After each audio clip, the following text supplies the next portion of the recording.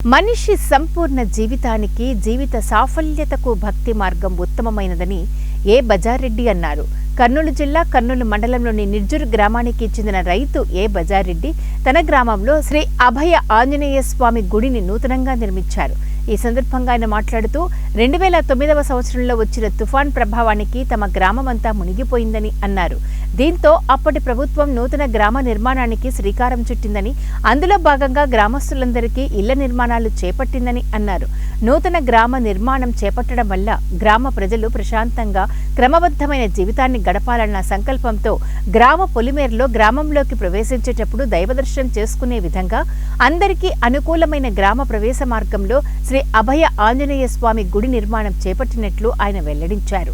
ప్రారంభంలో తన స్వశక్తితో గుడి నిర్మాణం చేపట్టారని, కార్యక్రమంలో గ్రామస్తులు ఇతర దాతలు సహాయ సహకారాలు అందించడంతో గుడి నిర్మాణం పూర్తయినట్లు తెలిపారు.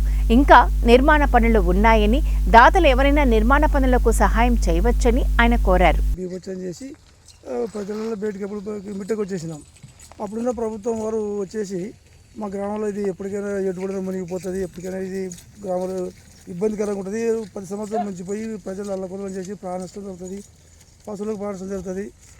తర్వాత అందుకని ప్రభుత్వం వాళ్ళు కొడితే మా గ్రామంలో కొడితే వాళ్ళు వచ్చి మాకు మిట్ట ప్రాంతం అని కేసుకిరాలు దాటినాక కొంత పొలంలో మాకు ఇల్లు చూపించినారు, కట్టించినారు కూడా. దాంట్లో మొత్తం కట్టించడానికి ఈ మధ్యాహ్న రస్తాలో కావలగట్టు ఆంజనేయ స్వామిని పేరు పెట్టుకొని ఈ రాకపోకలలో రస్తా సెంటర్ మాకు ఈ పాత ఊరు నుంచి కొత్త ఊరు పోవాలంటే మొత్తం ఈ గుడి ముందరే పోవాలన్నమాట. ఈ గుడి ముందరే పోవాలి. ఇక్కడ మనం నా సంకల్పం ఏమనుకున్నామంటే ఇక్కడ స్కూల్ కూడా కట్టారు బయట కొత్త ఊరి కాడ.